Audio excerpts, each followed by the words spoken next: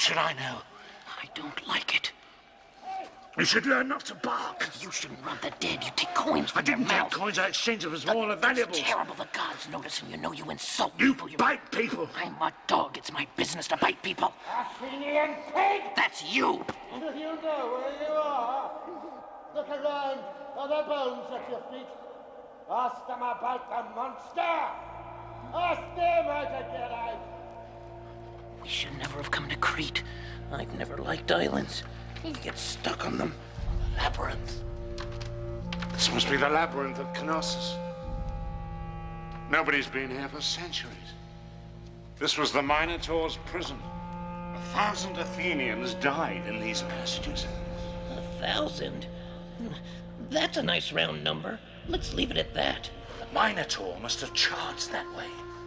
Trampled that very power. The Minotaur, when you say charged, do you mean... what do you mean? Charged. Charged. Half man, half bull, mad with hunger and sadness. Until a hero came with a bold heart and a bright sword.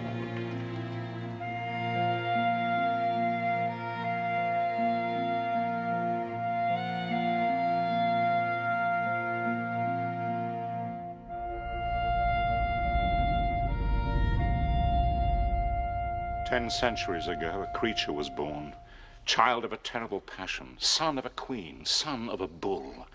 A creature so monstrous, Minos, king of Crete, had this maze built to hide him. Every 7 years, there was a blood tribute paid to Crete. Every 7 years, a black-sailed ship came from Athens. 7 youths in their prime, 7 pure maidens were taken as sacrifice, brought here to the labyrinth, where every passage is a promise broken, every way out is a way in, and where the Minotaur's savage appetite for human flesh could be dealt with in the dark. But there was one person who came and went at will in the beast's domain, Ariadne, daughter of Minos the king. Every day she visited the creature, cared for it, pitied it down in the dark, shut away with its secrets. Shh. It's me. I'm here. Come close. Come here. She knew the heart was human, no matter what the face. Come close. No matter what she saw, no matter what she heard. The cries of the victims, the pitiful cries. Awful. Awful. Many leagues away from Crete, a bull was being sacrificed, watched by a mother and her son, Theseus. She had never told him who his father was, bound by a promise made 17 years before. Now Theseus was growing up, and she knew that soon he would leave her, just as his father had done before him. Why do you weep? At the bull's death? No. No. Then what? I was thinking of the pine forest, of a rock and the high ground in the forest.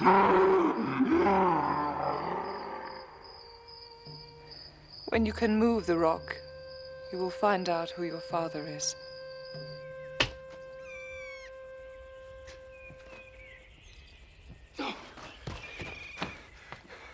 I cannot! Then wait one summer.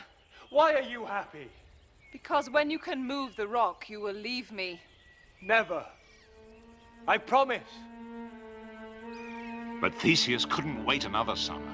He was there, morning after morning, straining at the rock, tearing his muscles, until one day, the dawn still damp in his hair, he felt the rock give. Then, with one last effort, he heaved it away.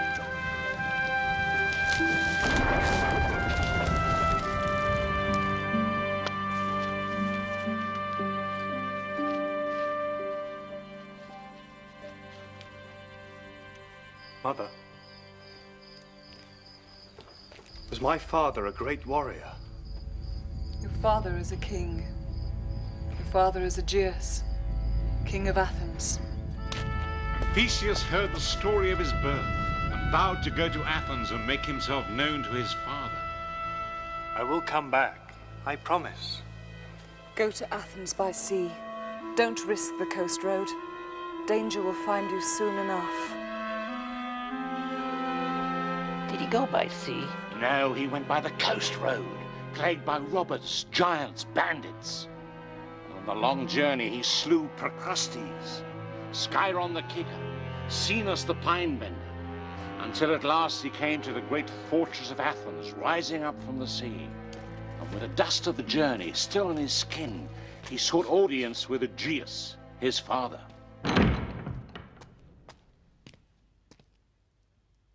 It was 17 years since 𝐺𝐸us had left Theseus's mother. Now his beard was grey, and another woman was by his side, Medea. I thank you, Lord, for greeting a stranger. Word of your great adventures reaches the king. Slayer of giants, we hear. Scourge of bandits. I wish the road between my home and Athens safe for travelers. Where is that home? Troyzine, in the west. Troyzine? My lord is trusting. I tell him, as his priestess, as mother to his sons, be wary of those who arrive with blood on their hands. I seek purification from the king. Of course you do.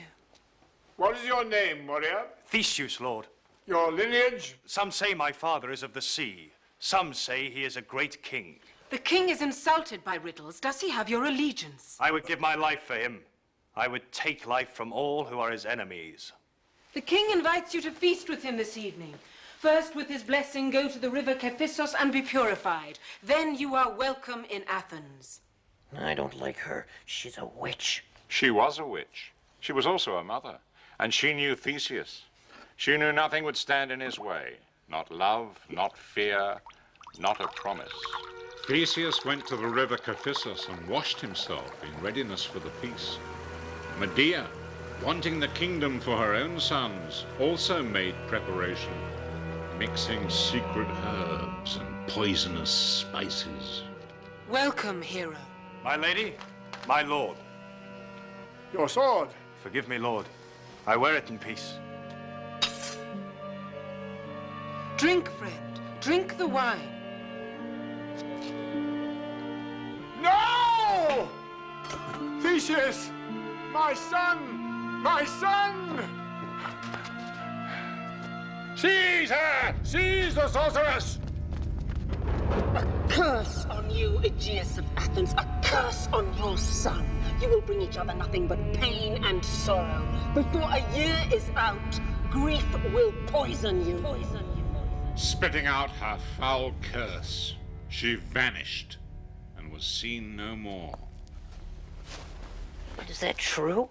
Did they bring each other nothing but pain and sorrow? Was it terrible? No, no. At first it was wonderful. The king, who had rarely smiled, now laughed. Age dropped from him, and Theseus walked the fortress of the Acropolis with the proud steps of a prince. No, no. At first it was wonderful. There's a but coming up. But there was already a curse on Athens, and the time had come for 14 more of her sons and daughters to set sail for Crete, dressed in the white robes of sacrifice. Stop! Take off the robe. Theseus! Take off the robe! Every 7 years, Father, stretching into the future, our sons and our sons' sons, our wives' daughters and their daughters too, not anymore. Son, don't, I beg you! What is this Minotaur of theirs? Who has seen it? I have. In my dreams I have seen it. It waits for me. And I, Theseus, son of 𝐺𝐸us, who slew Procrustes and Scyron the kicker and Cenas the pine bender, I will face the monster and rid Athens of its fear. Raise your heads, sons and daughters of Athens. Lift up your hearts. We will return with the head of the beast on our prow. Don't return under the black sail! If you come back safe, hoist a white sail! Son, do you hear me? I shall be watching every day from the cliffs. The white sail, Father! Have no fear, I will return, I promise! A white sail! I promise! And with his promise catching on the wind, Theseus set sail for Crete. And at that very moment, in the heart of the labyrinth, the Minotaur woke from a dream in the dark and howled. Shh. It's all right. It's a dream. Shh. Be here. I'll tell you about the world outside. About the light. About the color of the sky. They say the sky's blue, but it's not. It can be 1,000 colors. Pinks, grays, the color of gold, the color of wine. And there are people, families. I'm somebody's daughter. I'm the daughter of a king. I am a sister. You are a son. You are a brother.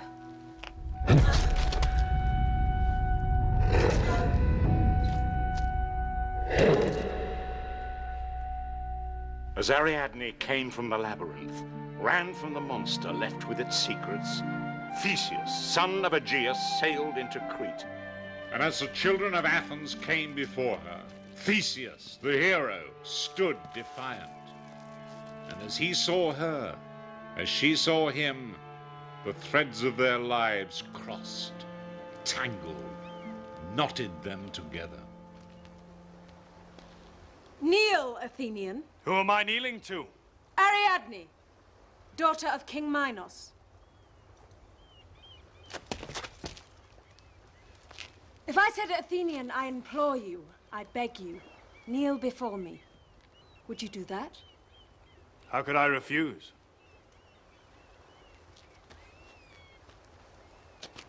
Forehead on the ground as the Egyptians kneel to their kings and queens.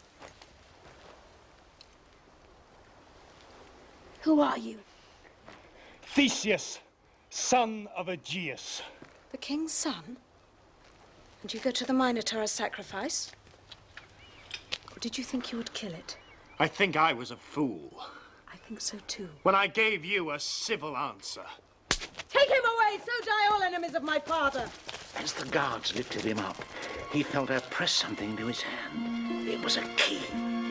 She gave him a key? Oh my goodness, this is getting exciting. Theseus was locked with the others in the deepest, darkest dungeon of the palace. Those that slept shook with their nightmares. Those who couldn't sleep were fixed on their fate. Death playing over in their minds. How they would die. What they would feel. Whether the pain would be quick or slow. Or, Zeus, help me. Athene, help me.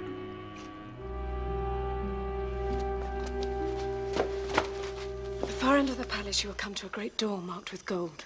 Go through it and enter the labyrinth. Pay out this ball of twine behind you as you go to guide you on your return. Go forwards and always down. And in the very heart of the maze, you will find the beast. Why do you do this for me? Because the curse on Athens is also the curse on Crete. Because of the way you look at me. How do I look at you? Like this. And like this. Why do you want the Minotaur dead?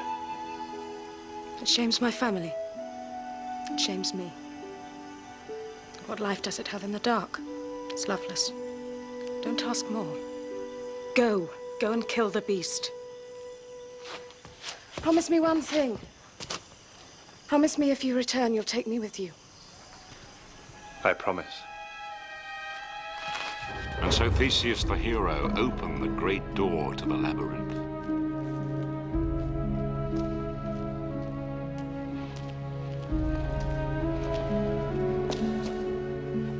He knew immediately the beast could sense him. That like a brooding black spider, it could sense the slightest movement in its massive, intricate web. Theseus froze, could hear his own heartbeat. Or was it the beast's? What happened? No, don't tell me. No, tell me. This is terrible. Theseus crept round the next corner, and the next, always forwards, always down, paying out the thread, until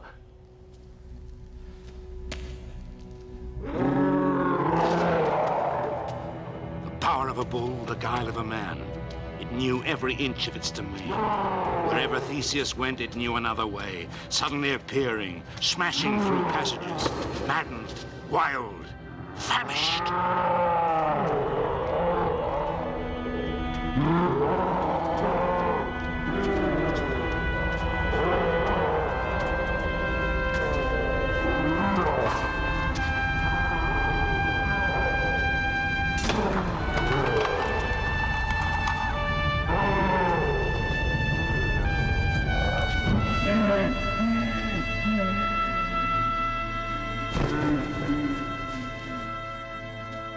It lay there on the floor, bleeding to death, and Theseus stood above it with his sword.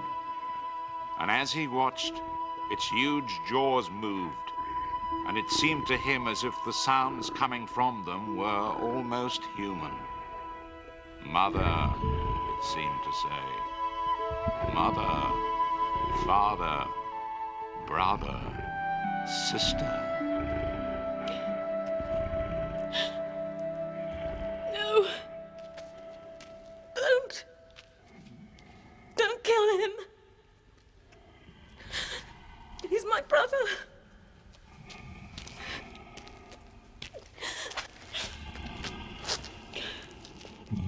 Please. He's my brother. Move! Move away! Theseus, son of 𝐂𝐤𝐸!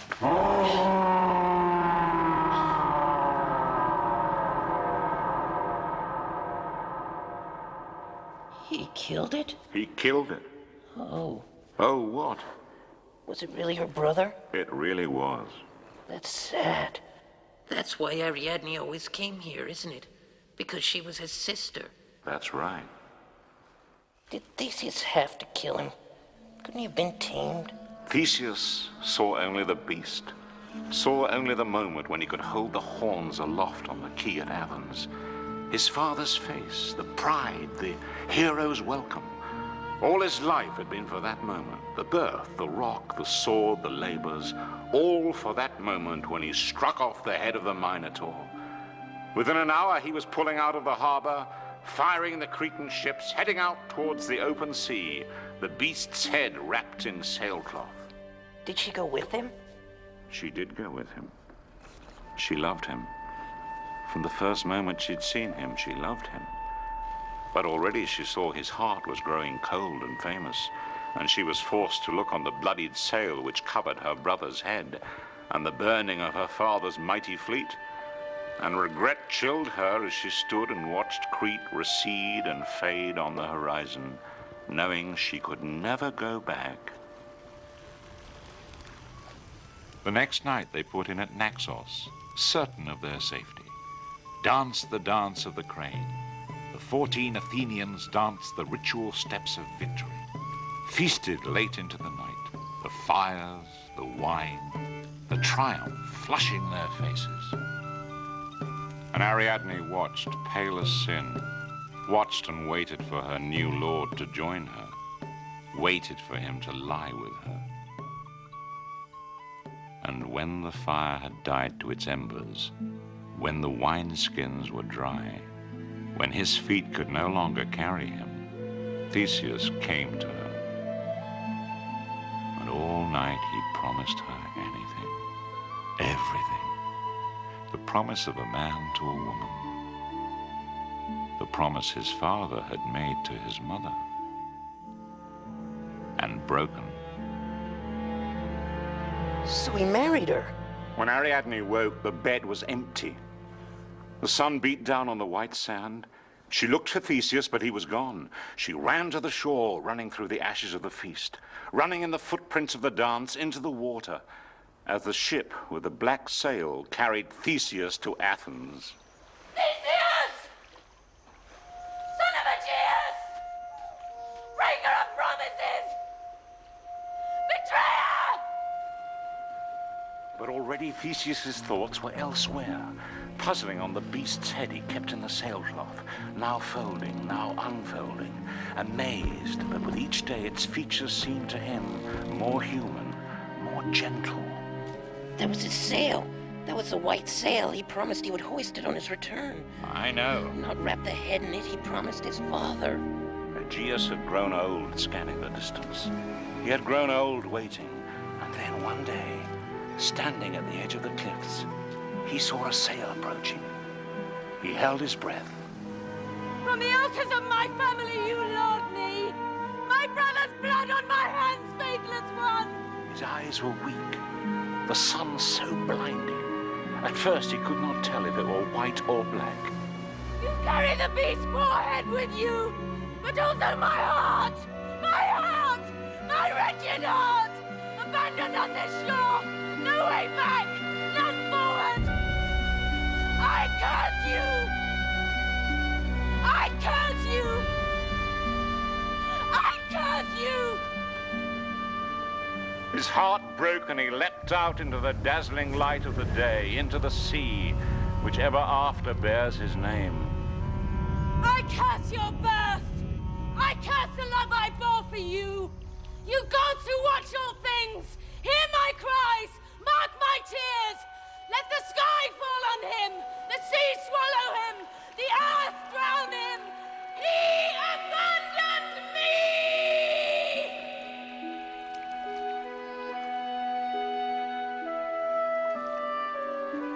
Theseus, son of 𝐂𝐺EUS, bull slayer, king of Athens.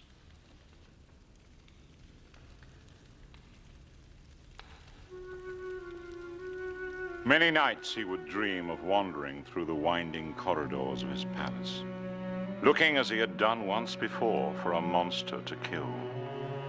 But in the dream, it was always his mother, or his father, or his wife he killed.